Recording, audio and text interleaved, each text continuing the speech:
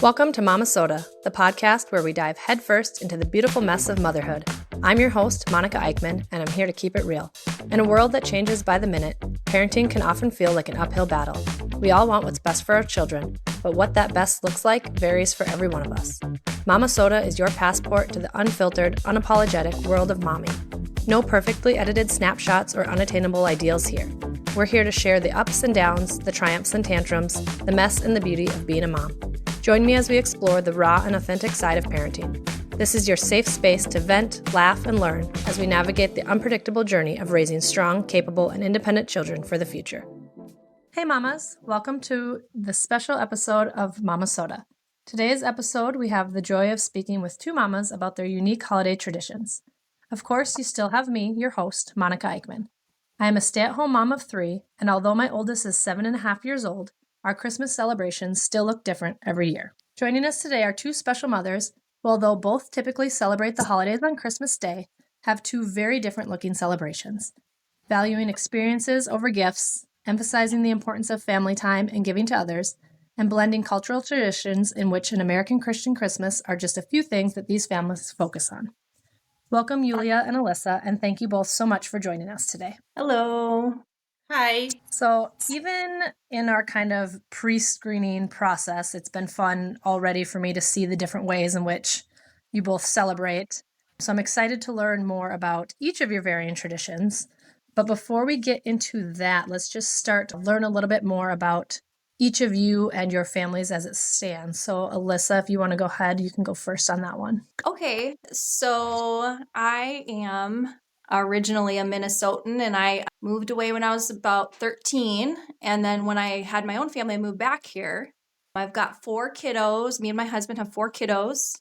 And I've always been a stay-at-home homeschooling mom. And my husband also works from home, which is nice. So when we don't want to brave the snow here, we just don't. We stay inside where it's cozy and warm by the fire. So that's nice. But yeah. All right, Yulia, go ahead. Oh, well, I came from totally different country. I came from Russia. I moved here pretty late. My child was born here. I have only one kid. She's 10. So basically, I stay-at-home mom versus working hybrid mom. So it kind of comes on and go. Most of the time working while she's at school. So currently I'm working part-time. So it's kind of here. I was studying recently at the college. So trying to fill up the time while she's at school, previously in the daycare. So that's kind of in a nutshell about me. Sure. So what we'll do is we'll start with you guys just giving kind of like that brief overview of your celebration, and then we'll kind of pick it apart and dive deeper into that. So we'll switch it. Yulia, you go ahead and go first as far as like just that Okay. overview, like I said. Sure. Again, in my country, I think that's the most in the Europe. The biggest New Year, the biggest winter holiday, it's New Year. I would say its celebration equals to local Christmas, but we don't have anything on December 25th. You know, our Christmas, it's Orthodox and it's January 7th. So when I moved here, it was, okay, we celebrate Christmas. It's totally different, but I would compare with the gift exchange and having family or friends together, giving presents. It's what we do at New Year. So now currently I celebrate 2 holidays. So my daughter gets 2 sets of gifts, on the 25th. Yeah, she's a lucky one and she kind of like was, raised that way. So she's always expect, okay, we have Santa Claus for the Christmas and Father Frost for the New Year. So yeah. Very nice. As I say, I don't think any kid is going to complain about 2 sets of celebrations. Yeah, and the financial, which is nice because everything goes on sale after 26 and 27. But again, if nothing has certain Christmas words or sign on it, so everything 50-70% off. So even if I exchange, gifts with my friends and relatives, that's a perfect time for me to shop, including toys too, So yeah, that's 2 birds with 1 stone actually. That makes sense because my birthday just passed. I'm on November 23rd. And so sometimes it's before Thanksgiving and Black Friday. And then sometimes it's after, and all the years that's before, and people will be like, what do you want for your birthday? What do you want for your birthday? I'm like, maybe this, but just give it to me late after Black Friday shopping. I'm like, get Makes yourself a sense. deal. All right. So Alyssa, go ahead and give us a brief rundown too of your celebrations. So each year, I would say it kind of progresses because I just noticed with a lot of our past Christmases, we have had a lot of like gift giving and things like that, and started to become where it was just too much stuff and a little bit too materialistic. And so I really wanted our family to move more towards less consumeristic and more activity based and generosity based, and just doing things together, doing things in the community, learning how to serve and to give more so than getting for the season. And so each year, like I said, it's progressed. It started out as just kind of starting those conversations with family where we asked for less gifts, and the gifts that they did give, we would ask for like an activity to do together instead. And so that was nice. Sometimes they'd give us tickets to go see something. Sometimes it would be a set of holiday crafts to do, things like that. And then after that, I started bringing in some giving things as our activities. So with family members, one year we made headbands and decorated onesies and things, and we brought them to the Women's Pregnancy Resource Center. And then it just kind of grew from there. And then this last year, I created a fun little thing that combines giving and also the elf on the shelf. So I actually put together something that I put on Etsy as well, just because I wanted to share. Sometimes it's hard to come up with those ideas. And once you create them, it's like, put them out there so other families can benefit if they can from it as well. And so I put together a list of 26 different giving things. And then it comes with 30 different ideas for the elf on the shelf to do with it. So what happens is I have our elves show up at the beginning of November, and I have a little calendar thing with it that I have it all mapped out what I'm supposed to do.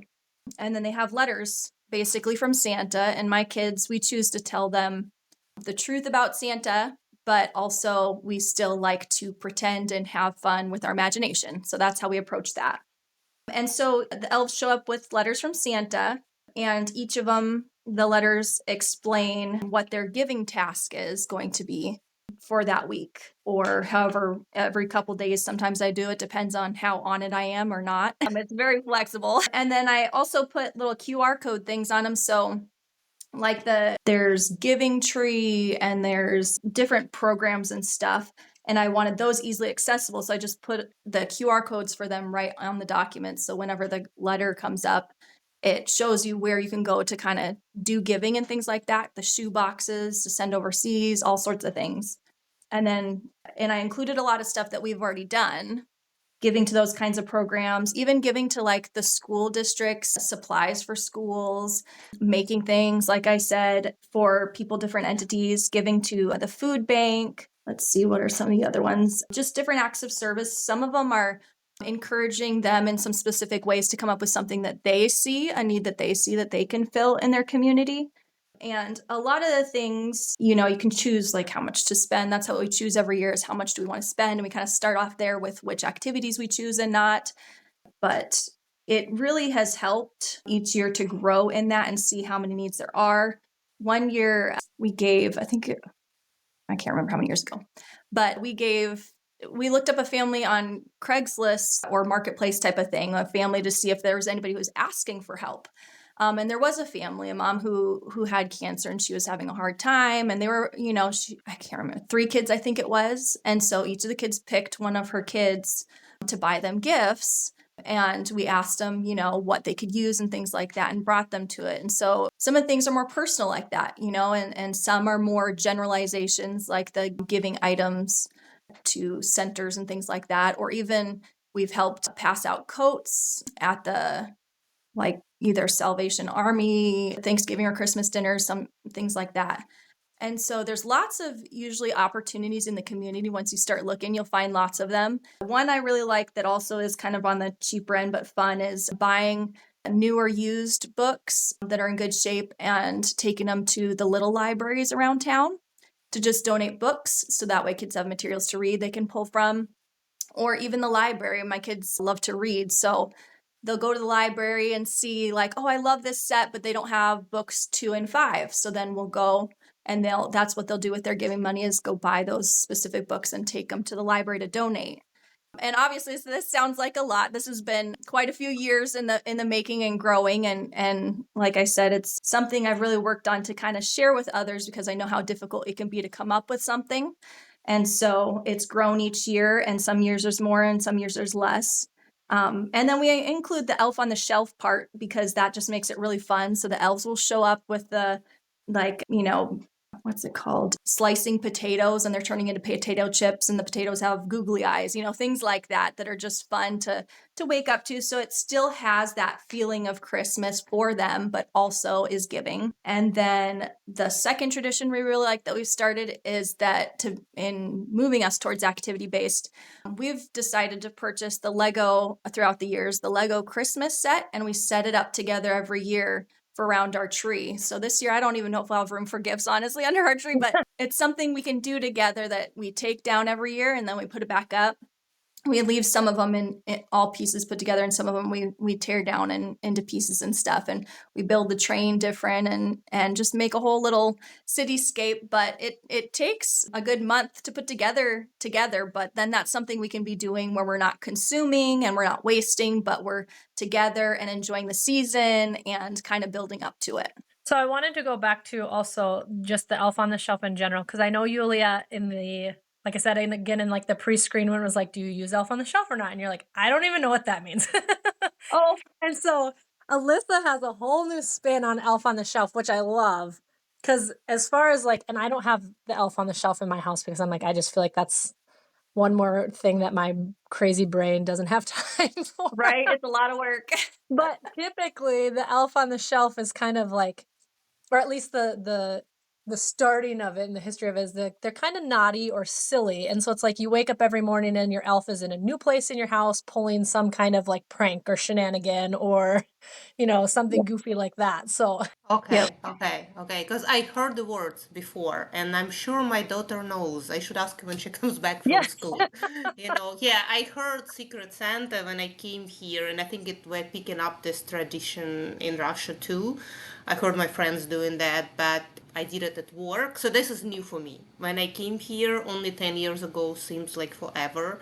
But before that, I didn't know anything about it. And I think that's great as far as gift change, and it seems affordable. And I mean, because in Russia, I mean, if you give gifts, you give it everyone, so apparently if you have 5 coworkers, you won given 5 gifts, but then you receive 5 gifts too. And I think Secret Santa is about reducing. Again, as Alyssa said, I absolutely loved her tradition. That's so good that she teaches her kids. I think that everybody should do it, because nowadays literally it's all about consuming, and what shall I give, what toys, and it's so many choices. So I think it towards giving and teaching and helping others, that's great. I hear from a lot of people too, moving towards wanting experiences as gifts, but then I also like everyone kind of says that's what they want, but then when you tell other people that like that's what they want, that you would want, it's like that's not what they want to give, and you're like, well, that's kind of that's kind of hard, They're like, It's well, also what like toys price can I go buy? I'm like, point. no, Yeah. I don't need a toy. Well, nowadays kids are, again, I'm not sure about Alyssa's kids' age, but my daughter learned a lot that there are such things as gift certificate. And believe it or not, she is up to please don't give me any stuffed animals or something. So she's very practical, and I'm all about practical gifts. And I know if the kids are small, and you give them boots, right? Because it's practical. And my daughter, she was, I know, 5, and she said, that's not a gift. And I was like, what do you mean, right? The gift is something shiny, wrapped in the paper. It's something like toy, cool, it makes sounds. So clothes, shoes, never a gift, So now when she gets older, so it all depends age of the kids. And and I think it started introducing, and nowadays again, like so many options. And as far as asking what you want and experience, and I think it here that everybody could face like a financial thing, some kids like, oh, I want to go to Broadway show. Okay, listen, I could participate 10% of it. So it's kind of like, now it's nice to have like, those register lists, or like I have Amazon list, and it's not obligation, but I think it's easier sometimes. I don't know about you guys, when you think that, okay, giving gift is a headache. At least I know so many people who like, okay, holidays, gifts. I don't know. I have this list of my people, relatives, my husband relatives, and I don't know what to give everyone. And experiences, again, nowadays also pricey, right? Because you don't give one ticket, you give at least two. Or if you know the family has 3 kids, it should be like 5. So that's kind of getting tricky, and that's why I think as far as gift certificates or like money kind of like comes, maybe not surprisingly cool, but very handy. So I don't know if it's at killing the holiday spirits. I don't know. Something that has helped me in that with family members, because I know changing tradition is very difficult to do, when you're so entrenched in it, it's the way you've always done things. Something that helped kind of bring my family along a little bit because they were so into Christmas and giving was just this. My parents visited us because they still live in California. And what they did is while they were out here, we went with them shopping.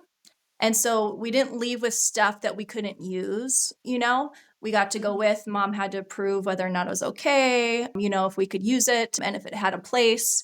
So that, and like you said, the clothing, that's a great option because it's like usually kids are growing and they can use clothing, usually shoes, coats, something that, and kids still get excited generally about that kind of stuff, especially when you start weaning back all the toys and stuff like that. They get more excited about, oh yeah, this is something I really want.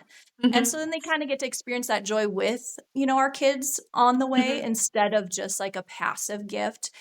Sometimes, I mean, we love gift cards, like you said. I think that is an awesome option, but sometimes people don't want to like give the gift cards. So that is a good option for those who would rather have something a little bit more connected.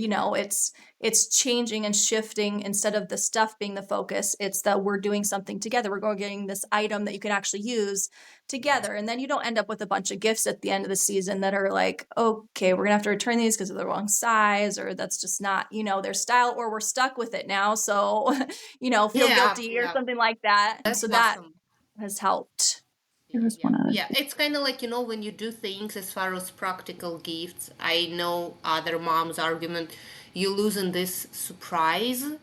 I mean, and again, I don't know, I'm like fine, but again, I'm a grown up adult. But for the kids, it's very important. They run to the Christmas tree. New Year, we run, kids, I used to run, on the January 1st. You run to the tree, and then you see those boxes, you tear up the package, right? And when you go, okay, I think it will go to, I mean, my daughter is 10, she knows what she wants. She wants to go with me.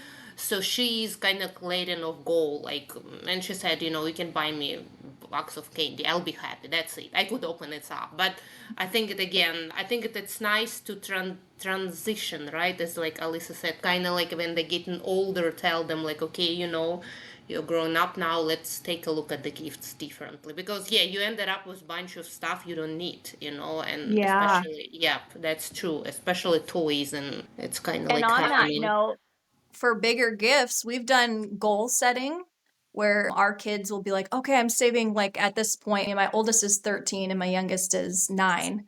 So, but our 13-year-old, we've already got her thinking about, okay, she's got her own, and we've already opened a bank account for her, and she's thinking about car. That's going to be a big purchase and it's a long ways away. But helping, make a little goal setting thing is also another gift. Then when they give gifts, it's like I give the grandparents the option. You can give a gift towards, her car or towards whatever other big purchase that she wants to start saving towards. And then she still will get excited about, okay, now I'm closer to my goal, or she wants chickens too at some point. So, whatever their goal is, that can help. That's true. Yeah, makes sense.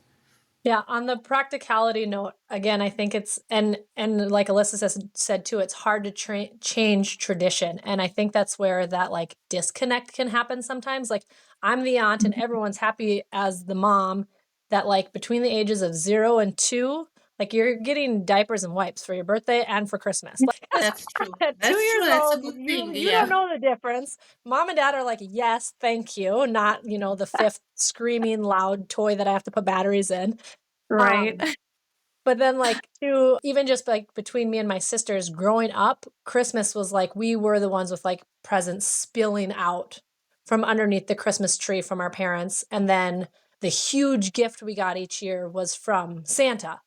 And I knew right away with my kids, I was like we do Santa, but it's matching Christmas pajamas and then a few small items in their stockings. I'm I like, like that. if they're getting anything big, and typically too, I'm like, they don't get much from mom and dad because we have, like you said, 18 other Christmases between grandparents and aunts and uncles. But I'm like, I don't need to do all of that. Yeah. But I'm like, we just narrow that down. But even this year, just with Christmas on my side of the family, I have two sisters that have 5 and 4 kids respectively, and then one sister who doesn't have any kids. And she's just getting to the point too where it's like it's a different commitment for her to be like, okay, I'm buying gifts for all these nieces and nephews and I don't have Yeah, kids that's of a my lot. own. Yep. And so it's like she's like, can we not do gifts this year? And me and my sisters love giving, and so we're like just like trying to find that balance. One of the things we did with our little, I started a co-op group here for our homeschoolers, and we had all the kids pick a name, and now they're each making each other something. So that was kind of cool, where everybody gets a person, they get to think about them, they get to do a gift, and you could purchase one instead. But for our group specifically, we wanted to really encourage that like idea of I want to get to know this person and I want to make them something special for them, that really took an investment. So that's kind of a fun other option too, is the Secret Santa. We've done that too with family members. That helps kind of at least turn down the amount of presents to Yep. more manageable. Yeah, that's Just the for main one point. instead of 30. Yes. So kind of along those lines of the gift giving, and I know we talked about kind of like the elf on the shelf and the families, and we touched briefly at the beginning when each of you were kind of going on your overview, but let's just talk about kind of the Santa situation. I know, Alyssa, you said that your kids are aware that there is no Santa, but you guys still celebrate it somewhat, or like, Yeah. okay. We say it's using our imagination.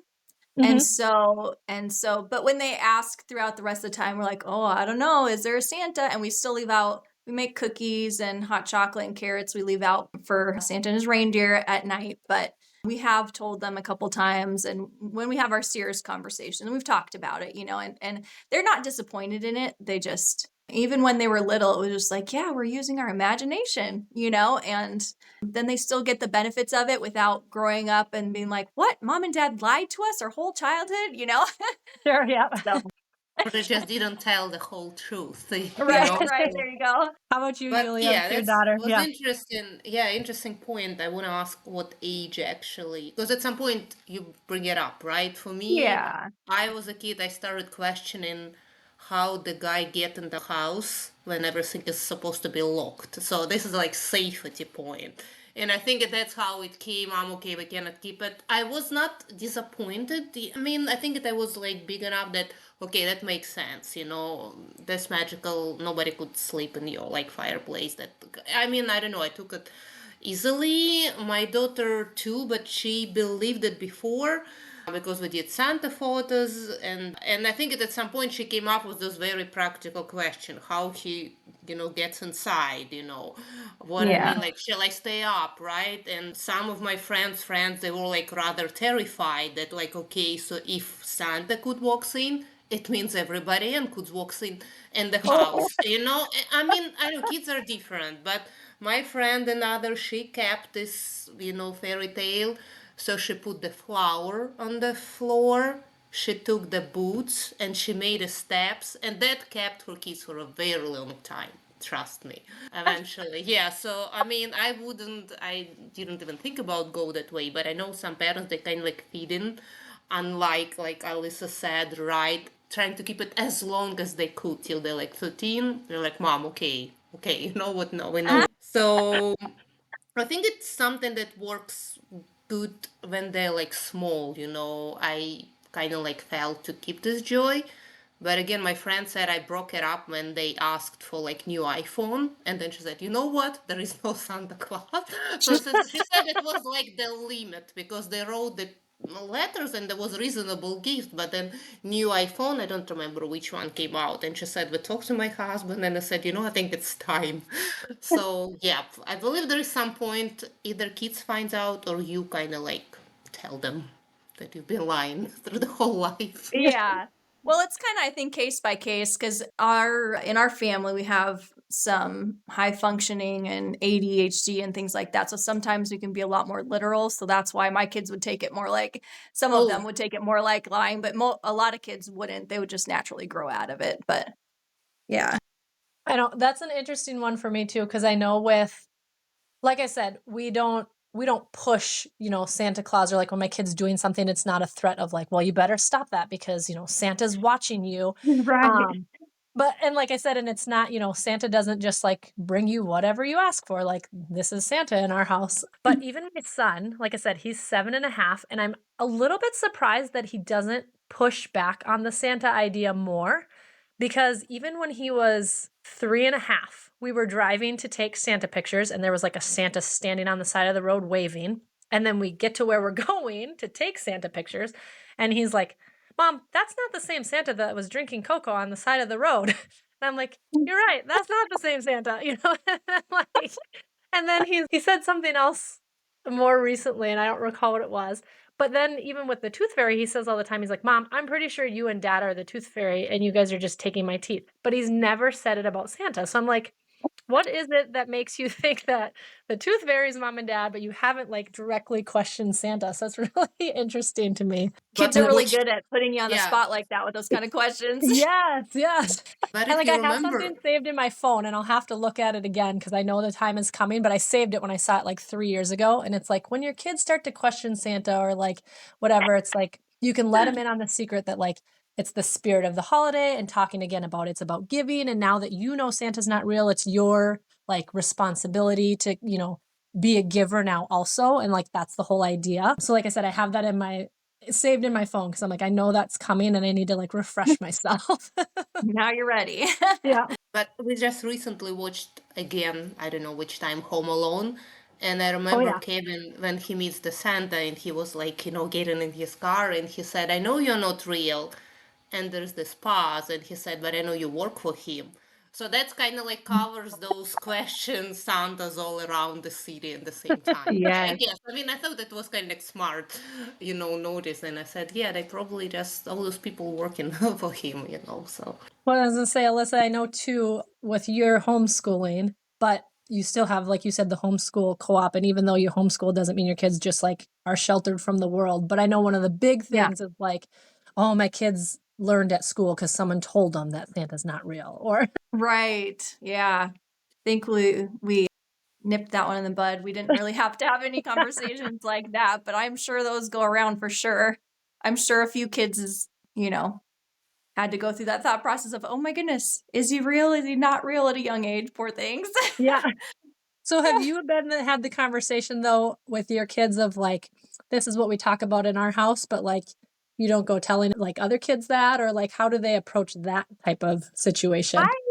I have had that conversation with them when they were little, but they're kids and they remember something one minute and not the Yeah. next sometimes. I mean, even Yep. we as adults do that sometimes, and so they could have potentially just as easily gotten into something like that and accidentally said, oh yeah, there's no Santa. But I remember having a couple of conversations with them to remind them, especially when they were younger, because they tend to just say whatever is on their brain, and anything that is related to Christmas, the first thing that comes up, there's no Santa, type Yeah. of thing. So I remember having a couple conversations. Thankfully, we didn't end up in a situation that I recall that they, said that, or, dashed anybody's dreams or anything like that. Thankfully. Well, but even in the movies, there always goes this line that some people believe in magic and some people don't, right? There is always, bad characters and there's good ones. So I had the same kind of like issue, well, at school or even daycare. And I said, well, everybody chooses belief. They either believe or they don't. You believe in that and keep it to yourself. Don't try to persuade because we're all different and everybody believes, I guess, in different things. And that's kind of like compromise, I call it. Yeah. And it's a great opportunity to start having those kind of conversations, with your kids about like beliefs and faith and imagination and tradition and all those kinds of things, because kids are always curious. They've always got a question they want to ask. And I find the more that I can just fill them with information, well, that's not true. They'll still just keep asking questions. It never satiates them, but it's just, at least it's helpful to them. I think they like to take in knowledge and figure out, what is this life all about as they're growing up, and being able to take moments like that and talk to them about finding their path in how they view things. I think that's a great point to do with them. Yeah, like you said, I think we started at a young age with just like, even just the different like books and activities, and it's like, spot the differences. It's like, here's 4 of this one. Which one is different? And so I think that like kids just pick up on that all the time. It's like, wherever you are, whatever you're doing, they're spotting something that's different and asking you about it. And so it's just like, it's just one more thing. That's true. The kids, they're like, yeah, and I guess as again, they're changing so much. We nowadays you can look at the videos and like, oh my God. And my daughter, when she sees her, even like holiday, whatever expectation, her lists that she made, and now when she like walk it, she's like, I can't believe I said that. And I was like, yeah, I have proof, you said that. So it's kind of like fun for them actually to see again with the technologies or something how their world perception is changing, and about holidays and like traditions. And I think the Pasan tradition, it's so important. I would think so. That's my personal opinion, but it depends, because they will have their own families, and eventually they will have other families, and that's the point they create their new tradition. I mean, that's a different topic, I guess. No, not at all. I was going to ask you though, Yulia, can you share with us more too, how, like, what your cultural celebration with the New Year's, like what that looks like more, and like some of like the big differences between like your Christmas celebration and your more traditional celebration with yours? Well, I mean, in general, real, that's what I observed. That New Year celebration is very similar to Christmas here. So stores get packed up with the toys, decoration, ornaments. There is a lot of like plays and performances, all tailored. There is special menus. It just replaced word Christmas, with the Happy New Year. So it's all themed to the New Year. So people got trees, artificial or real one. We have these farm markets. It's kind of getting earlier every year. That's what my friend says, that usually people get like trees as late as like 25, 26, and it's okay to keep them through the whole January, because we have Old New Year that's people celebrate it too, and it's come 13, 14 of January. So that's, you at least keep the tree between then, and both of those dates people like get the big table. People cook a lot of food. So for the kids, the same idea. They go to bed in the morning, January 1st, they get up, they run to the tree, they see their gifts. So it's very similar. It's very family oriented. Usually it's your close families. When you get older, then I mean, I celebrated as teenager with my friends already. But this the same. You cook food, you exchange gifts, you have songs like New Year. There is special performances in daycare and school. They're all tied up. It's usually a big celebration in all schools. There is some performance. Kids learn some lines. They have usually small celebration for the parents come and see it and watch it. So that's kind of like goes very similar to Christmas. So from the top of my head, I couldn't kind of like say the huge tradition this New Year, because Christmas, the actual religious point of it, it's January 7th. And in Russia, it's very strictly religious. People go to church. You don't exchange gifts. So our Christmas, as you call it, Christmas, very different than actually Catholic Christmas 25th. Though that's probably a major difference talking about like Gregorian calendars and very not really holiday topic. But I think that's the main similarity of this. And then I guess, yeah, I couldn't say like the biggest difference from the top of my head. Very similar to a local Christmas here. Gotcha. So what do you have for like family here from Russia? So do you celebrate with 2 different sets of people, the Christmas 25th versus like your New Year's celebration, or does it tend to be the same group, or how does that look? Oh, I also want to add to the previous topic, that's the main difference. I forgot to say. So, Chinese calendars always comes a year of the dragon, year of the Yep. cat, year. So, Russian New Year very tied up to the symbolic of new coming New Year. So people check their zodiac signs. Whoever believes that, like, oh, I'm born in the year of the horse, and the New Year's house of the dragon. People read horoscopes about that, and toys, calendars, or whatever gifts, they tailor it in the shape with the picture of the symbol of upcoming New Year. That's probably huge, and I think it's coming from Chinese calendar, so that's big, And I don't know I know this year I think Year of the Dragon was. So my family is in Russia, so my American family here. So New Year I celebrate only with my family or with my friends, and with my husband's family we celebrate Christmas obviously because he's local. So that's why it's kind of like it doesn't interfere. We have Christmas and then we have New Year. It's two different dates. There is a whole week between them, so it's kind of like was always convenient.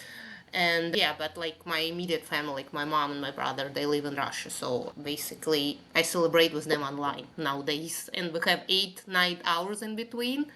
So it's kind of like double celebration. I celebrate their New Year there, yeah, enjoying them, and then it's later. Yeah, I think it might first because they're like behind. So first, yeah, celebrate there, and then I think they're sleeping by the time it's midnight here. So yeah, that's something like that. It's very confusing, but I guess we kind of made it work through all these years. I think that's the way, I mean, even just with Thanksgiving, being this week, and once the families start to grow and like we have our own kids and like you said, we start our own traditions, it's like pulling all that time of being like, where are we going first? Where are we going second? Where like just trying to like pack it all in, and it gets to be so much. Yeah, I've heard it here. The Thanksgiving, it's always going in the circle. Okay, this year we're here, next year with their parents, next year. So it's kind of like that. But I couldn't say we have this loop in Russia. It's kind of like New Year. It's pretty much family. So you can go after it or you can invite family to family, but usually it's like pretty much you don't have this issue, okay, shall we celebrate with your parents or with my parents. It's kind of like usually people get connected together because we live all within most of the time the same country and pretty close to each other. At least, I don't know, here it's very common people live in different states, right? And then it's a big question who comes to who to visit, right? Because you need to take off work. In Russia we have 10 solid days of vacation. So that's why you have the whole week after January when people could go to visit after, right? Or someone could come.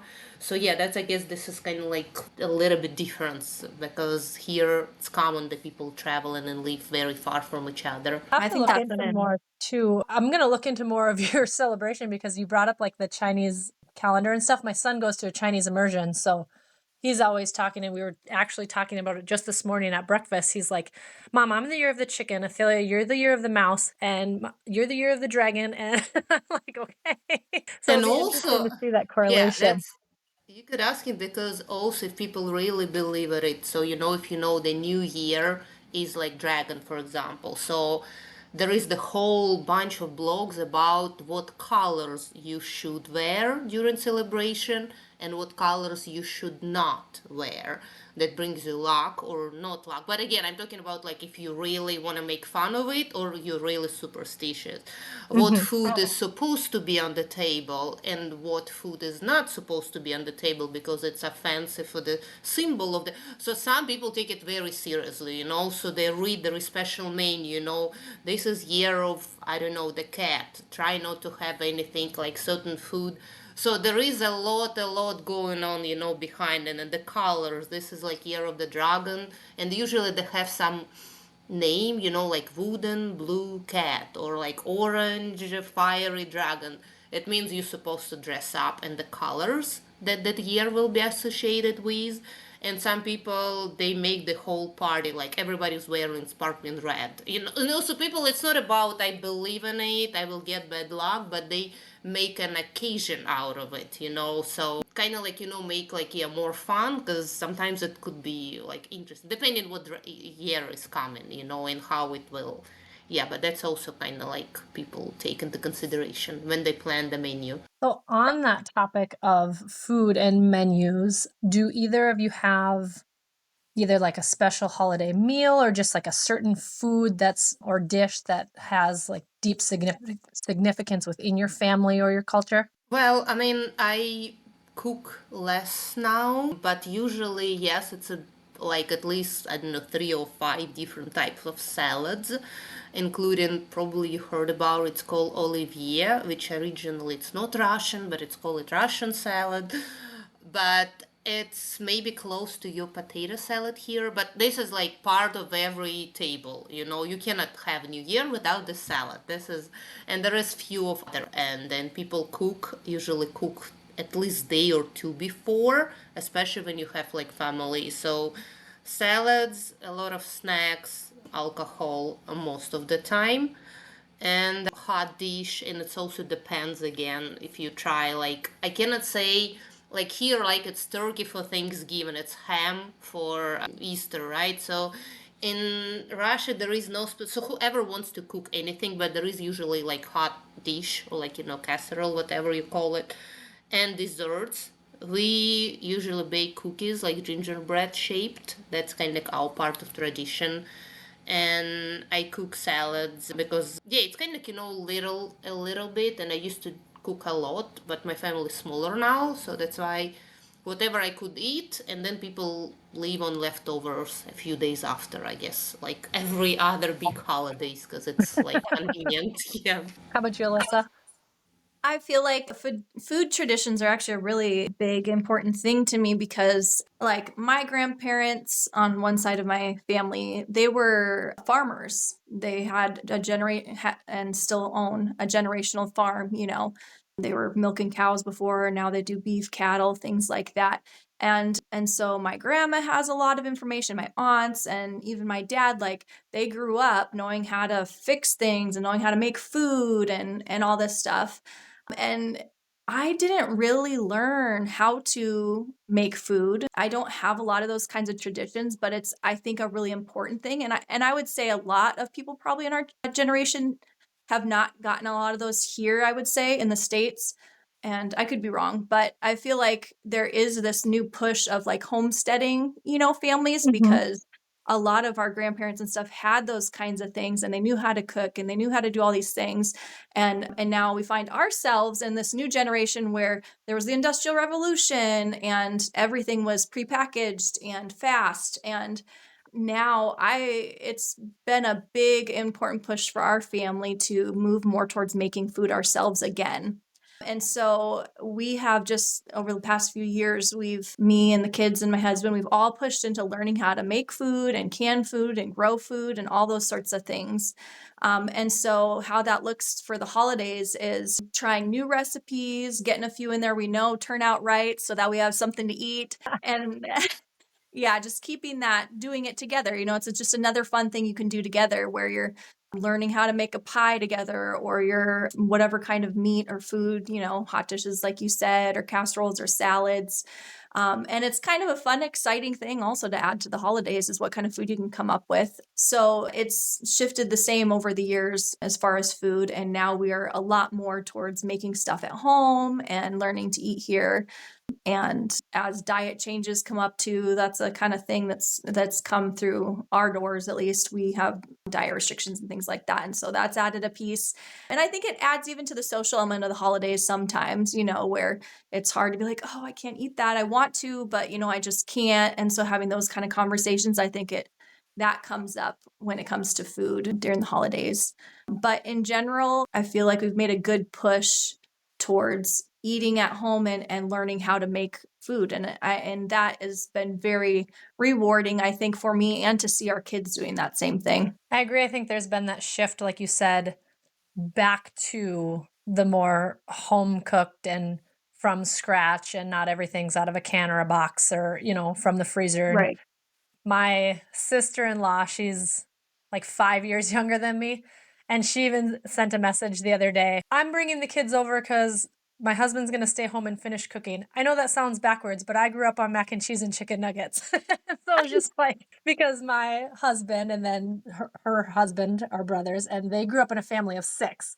So there was a lot of home cooked meals because it's like, how are we going to make this, food last and stretch? And so they all know how to cook, where she was just like on the go, never home, fast food.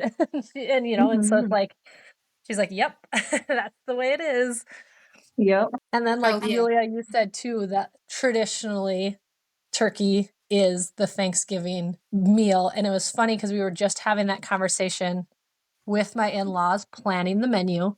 And we're all kind of looking around and everyone's like, I don't like turkey. I don't like turkey. I don't like turkey. And we're like, why are we wasting time thawing a turkey for 3 days, then cooking it for the entire day, and nobody wants turkey? Right. Time for a menu change. Like, why are we just following this? Because it's tradition.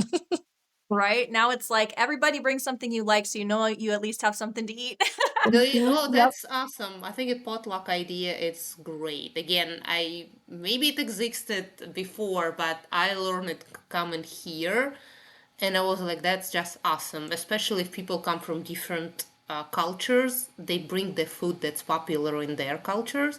So at one event, you can taste. I mean, this is just incredible idea, and I think it's easy because you cook one meal, and as Alyssa said, that's definitely if you don't like anybody else, you have your own to eat. Yep. You will not stay like hungry. Yeah, and because I bake a lot, and my cakes are usually very big, so for me, holidays, it's again time to share because health-wise and diet-wise, I cannot eat this huge cake, which is like Yeah. 7 layers or something. So I'm looking forward to holidays. So I bring it in and I want to see it all eaten at once.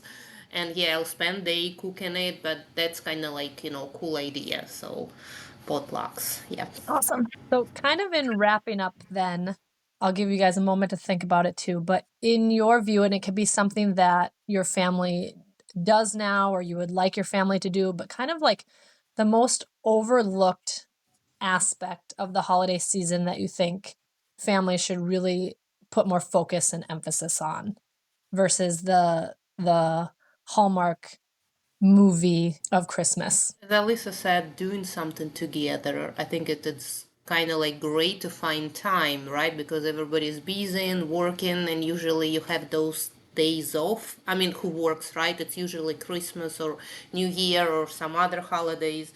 And I think yeah, and I can understand people who work, they want to just sit in front of TV and say, like, you know what, I just want to rest up. But I think doing something together, even like cooking, great, right? You can eat it together, going somewhere and like volunteering or whatever. Like, I think that Alyssa does a lot of that stuff. So it's rather like, gifts are maybe good, but not. So gift shouldn't be substituting this time, as a family, given. Because sometimes you feel like, okay, I gave my gifts, my part is done, check mark, holidays celebrated. So it's rather putting more into it, okay, holidays coming, what you guys want to do, maybe we should do here and try to do, or like something that we've never done before, so sticking to the main tradition but still adding something new every year, like going and see something we've never seen before, or like trying different places. So trying to spend time together, not everybody is on their phone or tablets, which is getting very bad, I think. So it's kind of, yeah, doing, even if you're cooking, but together, and everybody off their phones. Yeah, I agree. I think that the time is really the greatest gift. And during the holidays, I think viewing the whole holiday as an opportunity to find those moments to create connection, attachment with our children and the rest of our family. I think that those are the most important opportunities really to take. And like she said, sometimes it can be so hard. I know you were saying the 10 days off, and most people don't get anything here hardly. And if they Yeah. do, it's just short. So it can be hard, but how critical it is, because what we do is the traditions that our kids are going to grow up with to either pass on or not have to pass on, and I think that's so important, and it's easily missed because of the busyness of life, but it's such an important thing to just like stop and take a hold of and realize the importance of. Totally, yeah. That's true. That's true. So holidays gives you like those times, and especially rethink about, I don't know, like talk, right? Because it's usually very like what did you do at school, how was your day, right? But here it's like, this is Christmas, like it's dreams come true, what are your biggest dream, what are your biggest goals? So I think this is time of the year when you still, even if you know Santa Claus is not real, but you still believe in miracles, right? And Yeah. something like, yeah, that when you can get connected, because it's such a wonderful time, and all the spirit and mood kind of helps you to live it through and get closer with your family. And you should use it and put all your super business things aside, if it's not like, life important. Yeah. And I think that brings it all together in the beauty of it's celebrating, excuse me, the holiday spirit. Whether you're celebrating traditional Christmas as far as like the Christian and the birth of Jesus, or if you're celebrating kind of what the American Christmas has become with Santa and presents and Christmas trees, whether you celebrate Kwanzaa or Hanukkah or Lunar New Year, it really, that holiday spirit is about that family time, that coming together, that giving. I think the spirit of giving, in the sense of, like you said, not giving material gifts, but how can I give back to my community? How can I give back to Right. those less fortunate? How can I give myself to my family? And whatever those traditions and pieces it might be, is like, you don't have to get stuck in the bubble of whatever you're supposed to celebrate. Like we said, you don't have to get stuck in the bubble of the turkey. Like, find what brings you and your family true joy and happiness. Yeah. So I think with that, that kind of wraps it all up. So what we say at the end always, until next time, mamas, keep doing your best. Thank you for joining me on this roller coaster of momming right here on Momma-sota. I hope you enjoyed our candid conversation about all things parenting, where perfection is left at the door and real life takes center stage. Stay tuned for more heartfelt, unfiltered discussions in the next episode. And if you haven't already, don't forget to subscribe, rate, and review Momma-sota on your favorite podcast platform. Your feedback means the world to us. Until next time, this is Monica Eickman signing off. Keep rocking that mom life, and remember, you've got this.